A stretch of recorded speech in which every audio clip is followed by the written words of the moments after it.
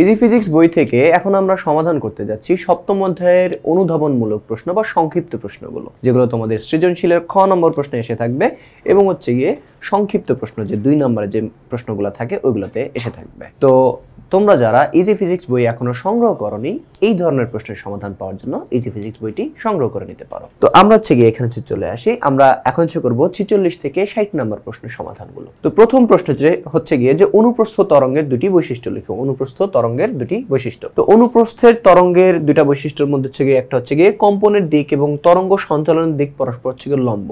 তোমরা হচ্ছে গিয়ে জানো যে অনুপ্রস্থ তরঙ্গগুলো হচ্ছে এরকম হয়, অনুপ্রস্থ তরঙ্গগুলো হচ্ছে গিয়ে এরকম হয়। তো তরঙ্গ হচ্ছে গিয়ে যাইতেছে এদিকে এবং হচ্ছে গিয়ে মাধ্যমের কণাগুলো একবার উপরের দিকে একবার নিচের দিকে, অর্থাৎ এরকম অথবা এরকম এইভাবে হচ্ছে মুভ করে।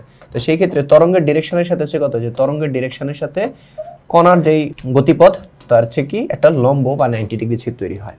তো এই জন্য বলা যায় যে কম্পনের দিক এবং তরঙ্গ সঞ্চালনের দিক পরস্পর লম্ব। দ্বিতীয় প্রশ্ন, তরঙ্গ শীর্ষ এবং তরঙ্গ পাদের সৃষ্টি হয়। তো এই যে এইটা কি তরঙ্গ শীর্ষ আর এটা কি, এই যে এইটা তরঙ্গ পাদ, এটা কি তরঙ্গ শীর্ষ। তো এরপর হচ্ছে সেকেন্ড কোয়েশ্চেন যে 47, এটা হচ্ছে কি জিজ্ঞেস করছে যে কোন তরঙ্গ এক মাধ্যম হতে অন্য মাধ্যমে প্রবেশ করলে, এক মাধ্যম থেকে অন্য মাধ্যমে প্রবেশ করলে তার তরঙ্গ দৈর্ঘ্য পরিবর্তিত হয় কেন? তার তরঙ্গ দৈর্ঘ্য এটা পরিবর্তিত হয় কেন?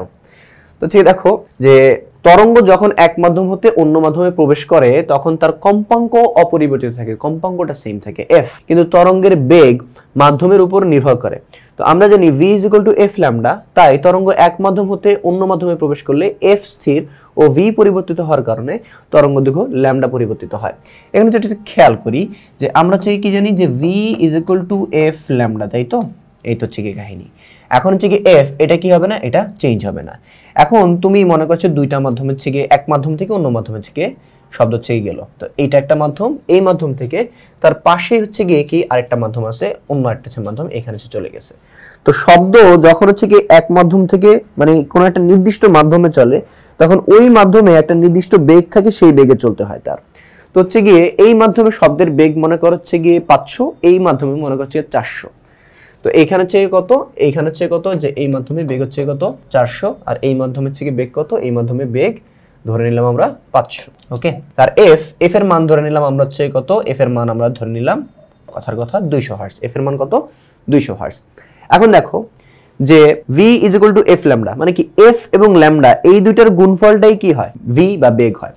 তো এখন হচ্ছে কি দেখো যে এইখানে f তো চেঞ্জ হবে না, f তো চেঞ্জ হবে না, তাহলে হচ্ছে কি 200 এর সাথে হচ্ছে কি কিছু একটা হচ্ছে গুণ করেছে, কি আসবে 500 হবে এখানে। এখন হচ্ছে গিয়ে যখন এই মাধ্যমে হচ্ছে যাব তখন f তো কি হবে না, চেঞ্জ হবে না। এখন f যেহেতু চেঞ্জ হবে না কিন্তু v চেঞ্জ হয়ে গেছে, তার মানে কি ল্যামডাটা চেঞ্জ হয়েছে, কারণ এই দুইটার গুণফল করে এটা আসে। এখন ও যদি চেঞ্জ না হয়, ওরা আরেকবার বলতেছি ভালো করে শোনো যে f এবং ল্যামডা এই দুইটার গুণফলের কারণেই কি হয়, v তৈরি হয়। এখন হচ্ছে গিয়ে v যদি চেঞ্জ হয় তার মানে কি f অথবা ল্যামডা দুইজনের যে কোনো একজন চেঞ্জ হয়েছে, কিন্তু f তো কখনো চেঞ্জ হয় না, কম্পাঙ্ক চেঞ্জ হয় না, তার মানে হচ্ছে কি v চেঞ্জ হলে কে চেঞ্জ হয়েছে, ল্যামডা চেঞ্জ হয়েছে।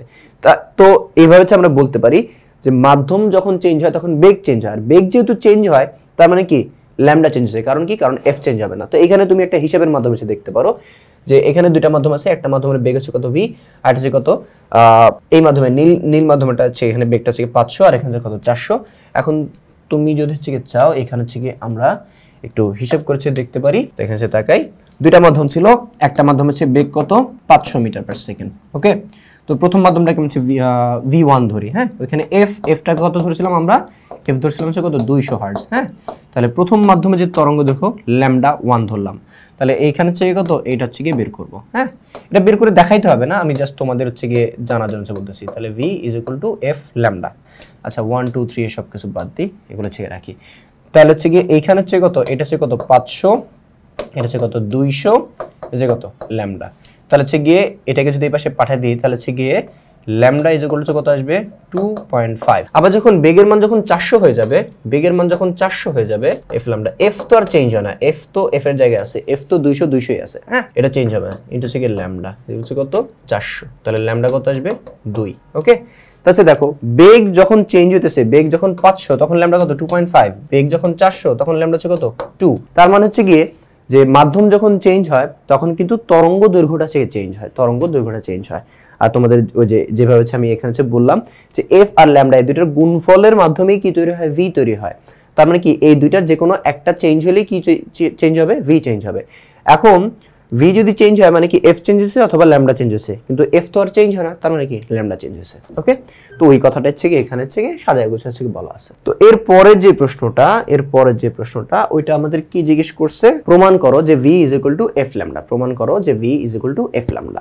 তো সে দেখি, আমরা জানি যে এক সেকেন্ডে যে কয়টা একক সময় বা এক সেকেন্ডে যে কয়টা হচ্ছে গিয়ে কম্পন হয় বা পূর্ণস্পন্দন হয় তাকে আমরা কি বলি, তাকে আমরা হচ্ছে কম্পাঙ্ক বলি। কম্পাঙ্কের যে সংজ্ঞা ওইখানে যে দেখবা যে একক কোন তরঙ্গের একক সময়ে পূর্ণস্পন্দনের সংখ্যাকে আমরা কি বলতেছি, কম্পাঙ্ক বলতেছি। কম্পাঙ্ককে এফ দ্বারা প্রকাশ করে। একক সময় মানে কি এক সেকেন্ড, তার মানে এক সেকেন্ডে যে কয়টা পূর্ণস্পন্দন বা কম্পন হয় সেটা কি আমাদের কম্পাঙ্ক বা এফ।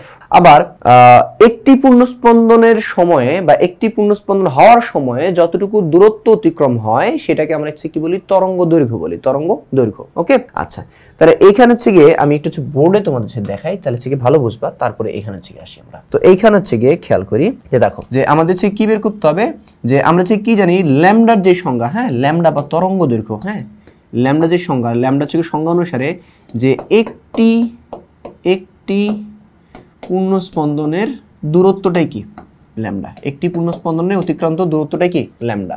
আর এফ কি, এফ হচ্ছে গিয়ে এক সেকেন্ডের যে কয়টি পূর্ণস্পন্দন হয়, ঠিক আছে, এক সেকেন্ডে যে কয়টি পূর্ণস্পন্দন হয়, এগুলো সবগুলো আমি সংজ্ঞা থেকে লিখতেছি, হ্যাঁ সংজ্ঞা অনুসারে লিখতেছি, যে কয়টি পূর্ণস্পন্দন হয়। আর বেগ কি, বেগ মানে কি একক সময় বা এক সেকেন্ডে অতিক্রান্ত দূরত্ব, এটা তো দ্বিতীয় অধ্যায় থেকে তোমরা জানোই, তাই তো।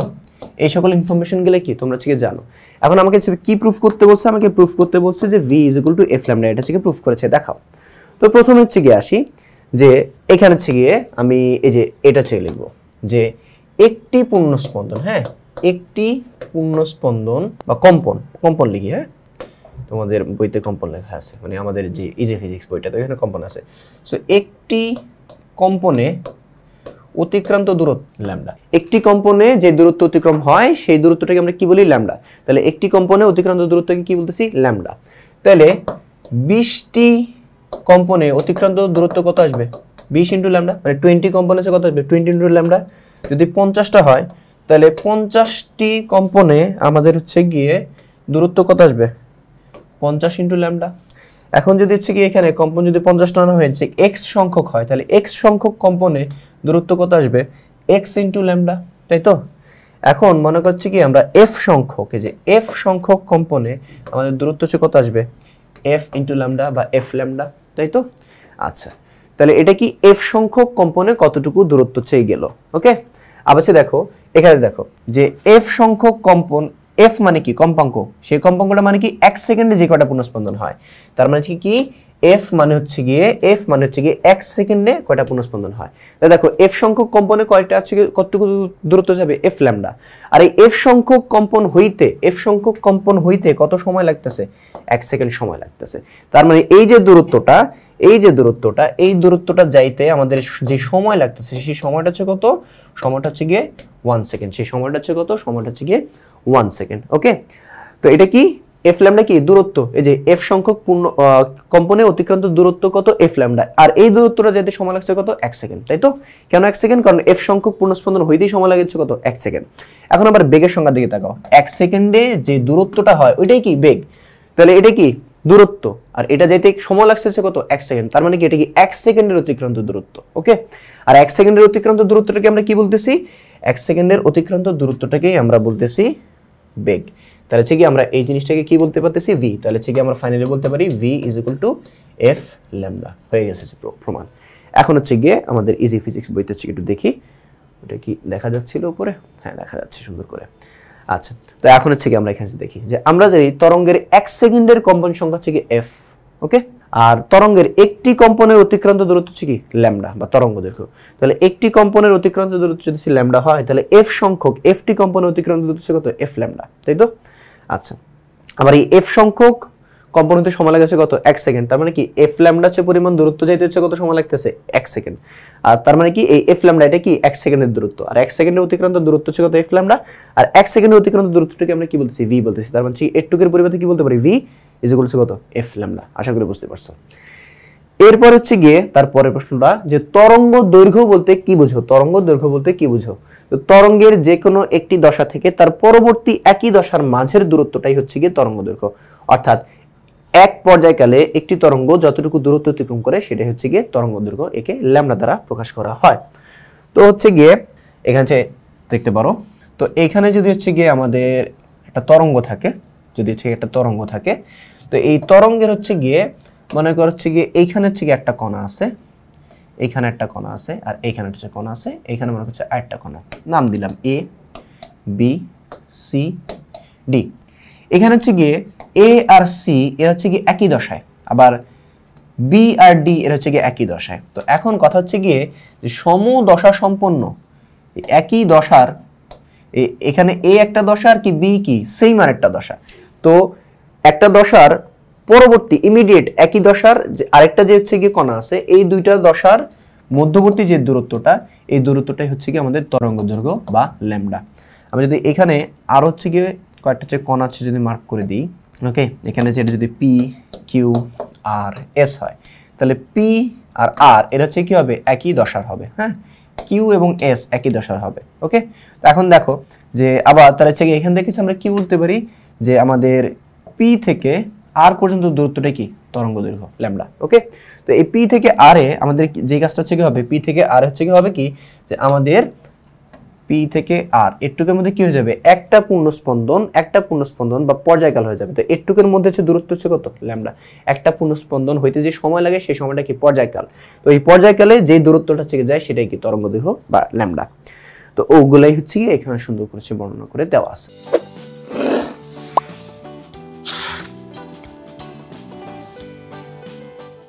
তো এরপরের প্রশ্ন 50 নম্বরটা যে তরঙ্গের বেগ বলতে কি বোঝায়। এমনিতে নরমালি বেগ বলতে কি বোঝায়, বেগ বলতে বোঝায় যে 1 সেকেন্ডে বা একক সময় অতিক্রান্ত দূরত্ব বা সরণ, একক সময় অতিক্রান্ত দূরত্ব বা সরণ। তো তরঙ্গের বেগ বলতে বোঝায় কোন তরঙ্গ 1 সেকেন্ডে বা একক সময় যতটুকু দূরত্ব বা সরণ হচ্ছে যায় সেটাই কি ওই তরঙ্গের বেগ। তো এখানে দেখো যে কোনো তরঙ্গস্থিত কোনো কণা, মানে তরঙ্গের কোনো কণা একক সময় যতটুকু দূরত্ব অতিক্রম করে তাকে ওই তরঙ্গের বেগ বলে, যেরকম হচ্ছে মাত্র বললাম। যদি কোনো তরঙ্গের কম্পাঙ্ক এফ হয় এবং তরঙ্গ দৈর্ঘ্য যদি ল্যামডা হয়, তাহলে বেগটা হবে কত v is equal to f lambda. Okay, আচ্ছা, এরপরটা যে প্রমাণ করো যে f is equal to 1/t, f is equal to কি 1/t। এখানে টি কি, টি হচ্ছে গিয়ে আমাদের টি হচ্ছে গিয়ে কি পর্যায়কাল, টি হচ্ছে কি পর্যায়কাল। ওকে, টি হচ্ছে গিয়ে পর্যায়কাল। তো এটা হচ্ছে কি আমরা একটু বোর্ডে দেখে আসি।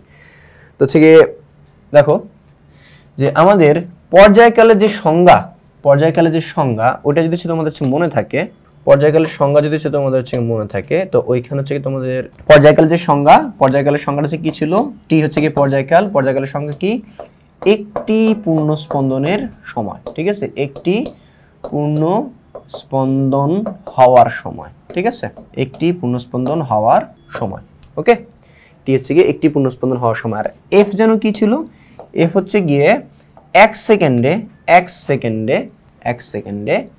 যে কয়টি পূর্ণ স্পন্দন হয়, ঠিক আছে। এফ মানে হচ্ছে কম্পাঙ্ক, কম্পাঙ্ক মানে কি 1 সেকেন্ডে যে কয়টা হচ্ছে পূর্ণ স্পন্দন হয়।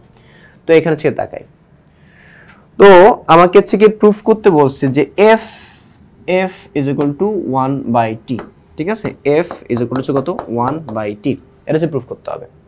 তো এখন আমরা f is equal to 1/t এটাও প্রুফ করব, আর t is equal two 1/f এটা দুইটাই প্রুফ করব। তো আগে হচ্ছে কি এইটাতে আসি যে f is equal to 1/t। আচ্ছা দেখো এখানে একটি পূর্ণ স্পন্দন হইতে যে সময় লাগে সেটাকে আমরা কি বলতেছি, সেটাকে হচ্ছে আমরা বলতেছি t বা পর্যায়কাল, ঠিক আছে, t বা পর্যায়কাল। তাহলে হচ্ছে কি আমরা তো এটাও বলতে পারি যে t সেকেন্ডে, পর্যায়কাল কি 1 সেকেন্ডে একটা পূর্ণস্পন্দন হইতে কতটুকু সময় লাগতেছে। মনে করো পর্যায়কাল হচ্ছে কি 5 সেকেন্ড, তার মানে কি একটা পূর্ণস্পন্দন হইতে সময় লাগতেছে 5 সেকেন্ড। তাহলে উল্টাও বলতে পারি যে 5 সেকেন্ডে পূর্ণস্পন্দন হয় কয়টা, একটা। তাহলে আমাদের পর্যায়কাল যদি হচ্ছে কি টি হয়, তার মানে হচ্ছে কি টি সেকেন্ডে পূর্ণস্পন্দন হয় কয়টা, একটা। তাহলে আমরা এটাকে এভাবে লিখতে পারি যে টি সেকেন্ডে পূর্ণ স্পন্দন বা কম্পন, পূর্ণ স্পন্দন কম্পন একই কথা, হ্যাঁ, পূর্ণ স্পন্দন হয়। দেখো একটি পূর্ণ স্পন্দন হইতে সময় লাগে টি, তাহলে উল্টায় বলা যায় যে টি সেকেন্ডে পূর্ণ স্পন্দন হয় কয়টা? একটা। তাহলে এখান থেকে আমরা কি বলতে পারি যে 1 সেকেন্ডে পূর্ণ স্পন্দন হয় কত? 1/t, তাই না? 1 সেকেন্ডে পূর্ণ স্পন্দন হচ্ছে কত? 1/t। আর এখানে চিন্তা তাকাতো যে 1 সেকেন্ডে পূর্ণ স্পন্দন, যে কয়টা পূর্ণ স্পন্দন হয় ওইটা কি আমরা কি বলতেছি? এফ বলতেছি। 1 সেকেন্ডে যে কয়টা পূর্ণ স্পন্দন হয় এটা কি 1 সেকেন্ডে পূর্ণ স্পন্দন হয়, তাহলে এটাই কি আমাদের এফ। তাহলে এটার পরিবর্তে আছে আমরা কি লিখতে পারি? এটার পরিবর্তে লিখতে পারি এফ। তাহলে এফ ইজ ইকুয়াল টু কত? 1/t হয়ে গেছে আমাদের প্রমাণ। এফ ইজ ইকুয়াল টু কত? 1/t। তাহলে এখানে দেখো যে তাই দেওয়া আছে যে টি সময় বা টি সেকেন্ডে কম্পন হয় কয়টা? একটা। তাহলে একক সময় বা 1 সেকেন্ডে কম্পন হবে কয়টা? 1/t। আর একক সময় হচ্ছে কি কম্পনটাকে হচ্ছে কি বলতেছি আমরা? এফ বলতেছি। তার মানে কি F is equal to 1/t। ওকে, আচ্ছা আমরা হচ্ছে বলছিলাম যে আরেকটা হচ্ছে প্রুফ করে ফেলবো, যে এইটা হচ্ছে প্রুফ করে ফেলবো। হ্যাঁ, তো এইটা হচ্ছে গিয়ে প্রুফটা দেখে ফেলি। তো এখানে হচ্ছে খেয়াল করো, এটা প্রুফটা হচ্ছে সোজা। হ্যাঁ, so F is equal to 1/t। তাহলে হচ্ছে গিয়ে আমাদের টি ইজ ইকুয়াল টু 1/f, এটা হচ্ছে কত? টি ইজ ইকুয়াল টু 1/f, এটা হচ্ছে প্রুফ করতে হবে। হ্যাঁ, আচ্ছা দেখো এটা যদি প্রুফ করতে হয় তাহলে তার উল্টা জিনিসটা হচ্ছে করতে হবে। দেখো এফ, এফ মানে কি? এফ মানে হচ্ছে কি 1 সেকেন্ডে যে কয়টা পূর্ণস্পন্দন হইতেছে, ঠিক আছে? তাহলে 1 সেকেন্ডে যে কয়টা পূর্ণস্পন্দন হইতেছে, তাহলে এফ হচ্ছে কি 1 সেকেন্ডে কয়টা পূর্ণস্পন্দন হইতেছে। তাহলে আমি এটাকে বলতে পারি যে 1 সেকেন্ডে পূর্ণস্পন্দন বা কম্পন হচ্ছে কয়টা? এফ সংখ্যক। তাহলে এটাকে ঘুরায় লেখা যায় যে এফ সংখ্যক পূর্ণস্পন্দন হইতেছে কতটুকু সময়? 1 সেকেন্ডে। তাহলে এফ সংখ্যক বা এফটি, এফ সংখ্যক পূর্ণ স্পন্দন হওয়ার সময়, ঠিক আছে? হওয়ার সময় লিখি, হওয়ার সময় হচ্ছে কত? 1 সেকেন্ড, ঠিক আছে? কেন? কারণ এফ মানে কি? এফ মানে হচ্ছে কি 1 সেকেন্ডে কয়টা পূর্ণস্পন্দন হয়। তাহলে হচ্ছে ঘুরা লিখতে পারি যে এফ সংখ্যক পূর্ণস্পন্দন হওয়ার সময়টা হচ্ছে কত? 1 সেকেন্ড। তাহলে এখানে 1 সংখ্যক বা একটি পূর্ণস্পন্দন হওয়ার সময় সেটা হচ্ছে কত? 1/f, এটা লেখা যায় 1/f, ঠিক আছে? 1/f, বড় করে লিখি 1/f। আর এখানে হচ্ছে তাকাও যে 1 সেকেন্ড, হ্যাঁ 1 সেকেন্ড না, দুঃখিত 1 সেকেন্ড না, এফ সংখ্যক পূর্ণস্পন্দন হওয়ার সময় কত? 1 সেকেন্ড। তাহলে এক সংখ্যক বা একটি পূর্ণস্পন্দন হওয়ার সময়টা কত? 1/f। আর একটি পূর্ণস্পন্দন হওয়ার সময়কে আমি কি বলতেছি? একটি পূর্ণস্পন্দন হওয়ার সময়কে আমি কি বলতেছি? টি বলতেছি। তার মানে এই জিনিসটাই কি? এই জিনিসটা হচ্ছে কত? আমার টি। এই জিনিসটাই কি? টি। তাহলে এখান থেকে হচ্ছে গিয়ে ওর পরিবর্তে কি বলতে পারি? ওর পরিবর্তে বলতে পারি এখানে হচ্ছে কত? কি লেখা যায়? টি লেখা যায়। হচ্ছে কি টি ইজ ইকুয়াল টু কত? 1/f। তাহলে হচ্ছে কি দুইটাই হচ্ছে কি তোমাদের হচ্ছে কি সমাধান করে দিলাম, যে কোনো একটা আসলে এখন তোমরা হচ্ছে কি পারবা। এরপরের প্রশ্নটা যে শব্দ তৈরির কয়েকটি উপায় লেখো। শব্দ তৈরির কয়েকটি উপায় লেখো। শব্দ বিভিন্ন ভাবে তৈরি করা যায়। তো কয়েকটা উপায় কি? যে কোনো কিছুকে আঘাত করে, টান টান তারের টোকা দিয়ে, যেমন গিটারের তার যে এরকম থাকে, ওই গিটারের তার এরকম টান টান থাকে বা এক তারা, ওগুলা হচ্ছে কি টোকা দিলে কি হয়? বা হালকা একটু আঘাত করলে শব্দ তৈরি হয়। বাঁশিতে ফু দিয়ে, আর হচ্ছে কি ভোকাল কর্ড কাঁপিয়ে। হ্যাঁ, ভোকাল কর্ড কাঁপিয়ে আমরা যখন কথাবার্তা বলি তখন ভোকাল কর্ড কাঁপে, ওইভাবে আমরা কথাবার্তা বলতে পারি। 53 নম্বর হচ্ছে কি বলছে পরের প্রশ্নটা, যে শব্দ তরঙ্গের বৈশিষ্ট্য সমূহ হচ্ছে লিখো। শব্দ তরঙ্গের বৈশিষ্ট্য। তো শব্দ কি একটা যান্ত্রিক তরঙ্গ এবং শব্দ কি একটা অনুদৈর্ঘ্য তরঙ্গ। তো তুমি হচ্ছে কি চাইলে এখান থেকে দুইটা বৈশিষ্ট্য বলতে পারো, যে শব্দ একটি যান্ত্রিক তরঙ্গ, 2 নম্বরে শব্দ একটি অনুদৈর্ঘ্য তরঙ্গ, বা এইভাবে একভাবে লিখতে পারো। শব্দের বেগ মাধ্যমের উপর নির্ভর করে। মাধ্যম, এক এক মাধ্যমে শব্দের বেগ এক এক রকম হচ্ছে হবে। হ্যাঁ, শব্দের বেগ মাধ্যমের তাপমাত্রা এবং আর্দ্রতার উপরে নির্ভর করে। এগুলো হচ্ছে আমরা সৃজনশীল পড়ার সময় অনেকবার হচ্ছে দেখছি। তারপর হচ্ছে কি শব্দের প্রতিফলন, প্রতিসরণ এবং উপরিপাতন হইতে পারে। জাস্ট বৈশিষ্ট্যগুলো হচ্ছে দিয়ে দিবা। এরপরে বাদুর দেখতে পারে না কিন্তু শিকার অনুসন্ধান করতে পারে, এটা কিভাবে সম্ভব? ব্যাখ্যা করো। তো শব্দের প্রতিধ্বনির মাধ্যমে বাদুর পথ চলে। তো বাদুর শব্দোত্তর বা আল্ট্রাসাউন্ড কম্পাঙ্কের শব্দ উৎপন্ন করে এবং তা শুনতেও পায়। তো সে সেই শব্দ তৈরি করে এবং সে সেটা শুনতেও পায়। তো শিকার অনুসন্ধান করার সময় বাদুর শব্দোত্তর কম্পাঙ্কের শব্দ তৈরি করে, যা শিকারের শরীরে বাধাপ্রাপ্ত হয়ে বাদুরের কাছে প্রতিধ্বনি হিসেবে ফেরত আসে।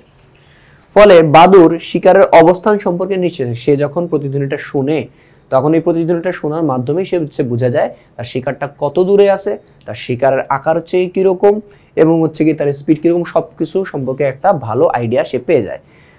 তো এইভাবে বাদুর শিকারটির অনুসন্ধান করতে পারে। তো তার চোখ না থাকলেও সে শব্দের মানে দৃষ্টি না থাকলেও সে যদি নাও দেখতে পায়, সে তার শব্দ শক্তির ব্যবহার করে সে শিকার অনুসন্ধান করতে পারে। তারপরের প্রশ্ন, মানুষের শ্রাব্যতার সীমা বলতে কি বুঝো? মানুষের শ্রাব্যতার সীমা বলতে কি বুঝো? আমরা মানুষ সব ধরনের কম্পাঙ্কের শব্দ শুনতে পাই না। যে সকল শব্দের কম্পাঙ্ক 20 হার্জ থেকে 20,000 হার্জ, আমরা ওই সকল শব্দকে শুনতে পারি।